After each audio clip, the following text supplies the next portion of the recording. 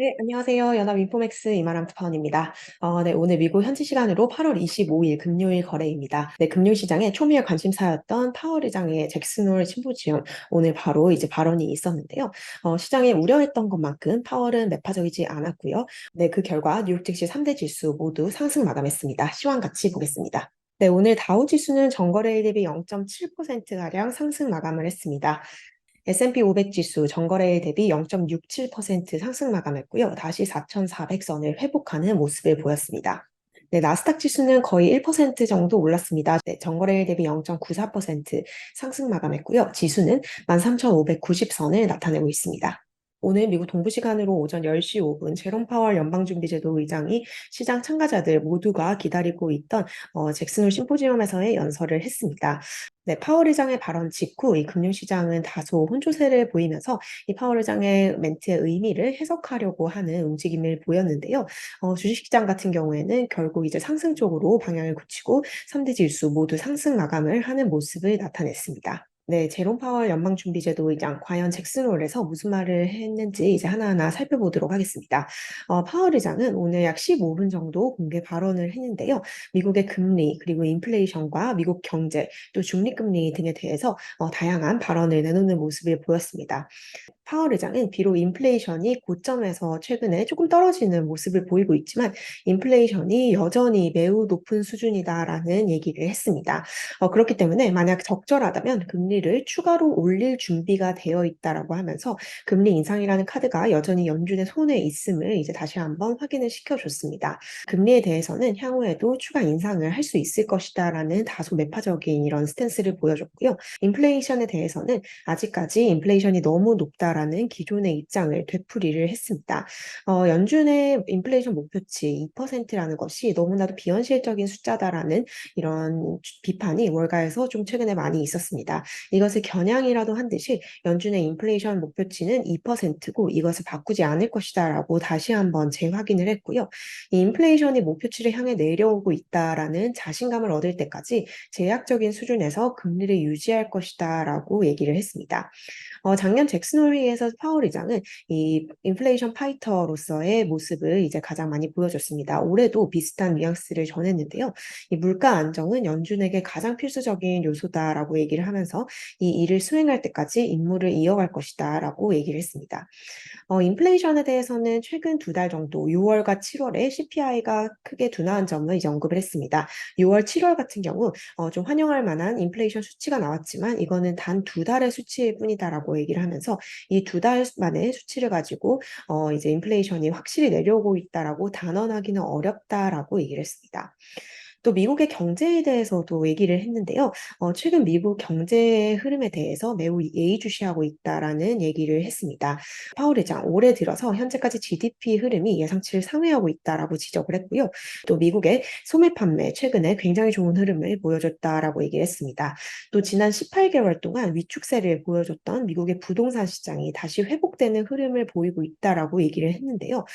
결국 이렇게 성장이 지속적으로 이 추세를 상회한다면 인플레이션 값이 다시 올라갈 수도 있고 어쩌면 이제 추가적인 긴축이 타당하게 될 수도 있다라고 얘기를 하면서 이런 엄청나게 좋은 경제가 결국에는 추가 긴축을 야기할 수 있는 요인이 될 수 있음을 인정을 했습니다. 네, 마지막으로 중립금리에 대한 발언도 했는데요. 네, 중립금리 같은 경우는 이제 R스타로 불리는 금리 레벨인데요.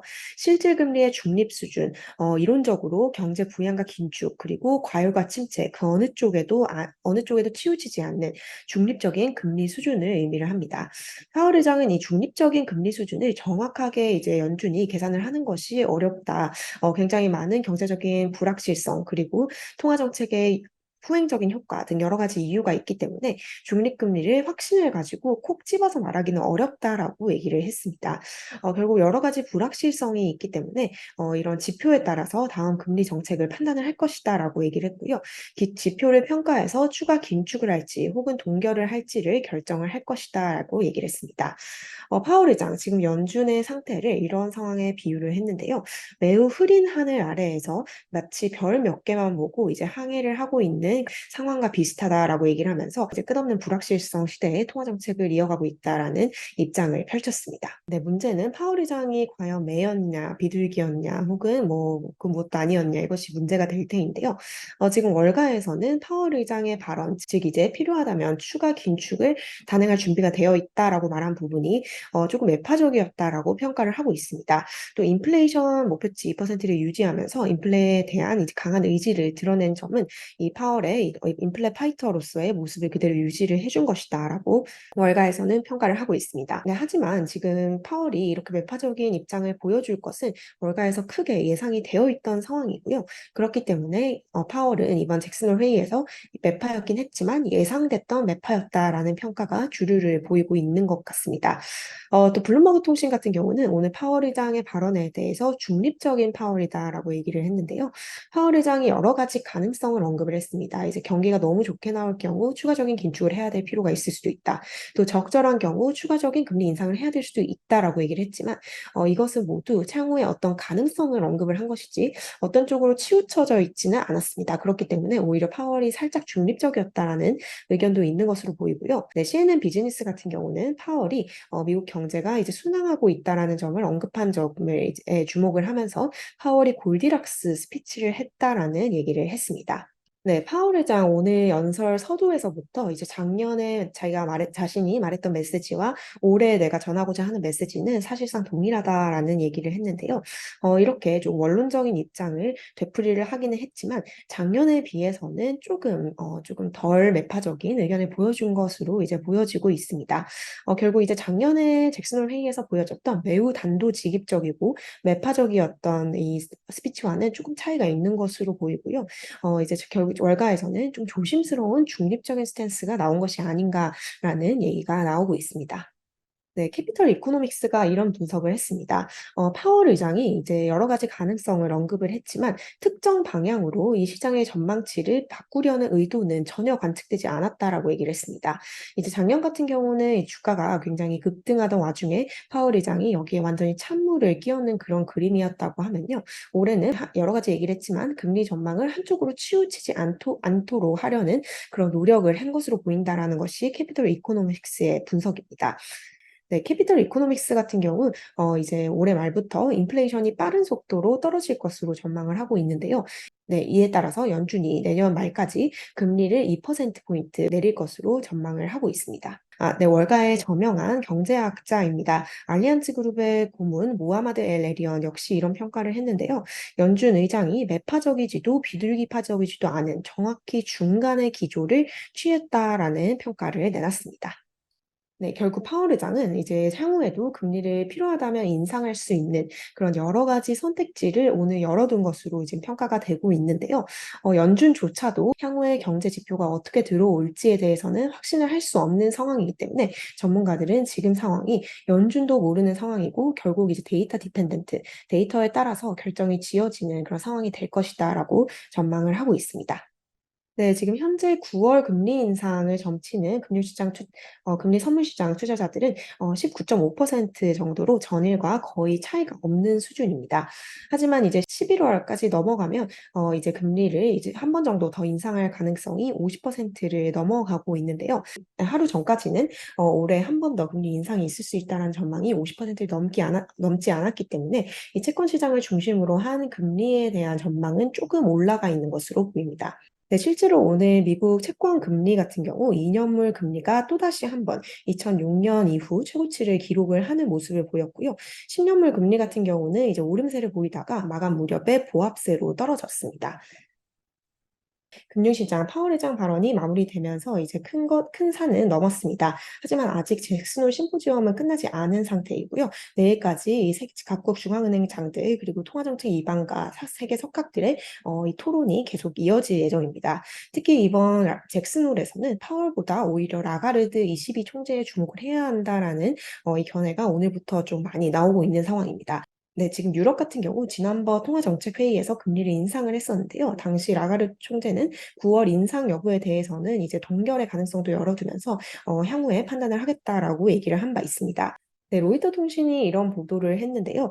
ECB 쪽의 정책 입안자들은 지금 유럽의 경제 성장 둔화에 대해서 심각하게 우려를 하고 있다고 합니다. 그렇기 때문에 이렇게 경제가 좋지 않은 상황에서 금리를 올리는 게 조금 부적절하다고 보는 금리 인상 일시 중단 캠프가 더욱더 좀 힘을 얻고 있다라고 얘기를 하면서 8명 정도의 소식통을 인용해 이런 내용을 보도를 했습니다. 오늘 라가르트 총재는 현재 환경에서는 ECB가 필요한 기간 동안 제약적인 수준에서 금리를 유지해야 한다라는 얘기를 한 것으로 전해졌고요. 또 블룸버그 통신과의 인터뷰에서도 9월 일시 중단에 대한 직접적인 언급을 피한 것으로 알려졌습니다. 내일까지 관련된 패널 토론 등이 이어지기 때문에 조금 주시를 해야 할 것 같습니다. 네, 잭슨홀 회의에서 파월 의장을 제외하고도 많은 연준 위원들이 인터뷰를 하고 있습니다. 네, 오늘도 여러 가지 이제 의견이 나왔는데요. 로레타 마스터 클리브랜드 여는 총재 같은 경우 파월 의장과 비슷한 어조의 발언을 되풀이를 했습니다. 웨스터 총재는 아직까지 연준이 해야 할 일이 남아있다라고 얘기를 하면서 인플레이션이 여전히 높고 또 인플레이션이 꾸준히 하락하고 있다라는 추가적인 증거가 필요하다라는 얘기를 했습니다. 오스탄 구스비 시카고 연방준비은행 총재는 여전히 경제 연착륙의 길이 있다라고 얘기를 했고요. 큰 경기 침체 없이 인플레를 낮출 수 있는 이상적인 경로, 즉 다시 말해서 골든 패스를 달성하는 것이 이제 가능하다라는 얘기를 했습니다. 네, 필라델피아 여는 총재 하커 또한 발표를 했는데요. 다소 이제 비둘기파적인 입장을 펼쳤습니다. 지금은 우선 기준금리를 동결하고 지켜봐야 될 때다라는 주장을 펼치면서 9월 회의에서 금리를 동결하고 좀 영향을 지켜보는 것을 지지한다라는 얘기를 했습니다. 네, 오늘 발표된 경제 지표 있는데요. 미시간 대학교의 소비자 심리 지수 전월 대비 부진한 흐름을 보였으나 단기 인플레이션 기대값은 이제 반등을 하는 모습을 보였습니다. 네, 오늘 3대 지수 일제히 상승하면서 S&P 500 구성하고 있는 11개 업종 모두 상승하는 모습을 보였습니다. 네, 빅테크 오늘 대체로 상승하는 모습을 보였는데요. 엔비디아는 오늘 2.4% 정도 하락하는 모습을 보였습니다. 지금 엔비디아 실적이 좋게 나왔음에도 불구하고 지수를 끌어올리지 못하면서 이 시장 조정에 대한 우려도 커지고 있는 상황인데요. 모건 스탠리 같은 경우 이제 이렇게 엔비디아 실적이 좋게 나왔는데도 불구하고 주가가 전일 하락한 것은 올해 랠리의 열기가 고갈된 것일 수도 있다라는 평가를 내놨습니다.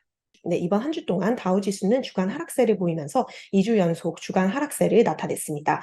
반면 나스닥 지수와 S&P 500 지수 4주 만에 상승세를 보였는데요. 이번 주에 엔비디아 실적과 잭슨홀에서의 파월 의장 등으로 상당히 바쁜 한 주가 이렇게 마무리가 되었습니다. 다음 주에는 연준이 선호하는 물가 지수인 PCE 물가 지수가 발표가 예정이 되어 있고요. 뿐만 아니라 미국의 8월 고용 보고서도 발표가 됩니다. 저는 다음 주에 뉴욕 증시 정보 가지고 다시 인사드리도록 하겠습니다. 감사합니다.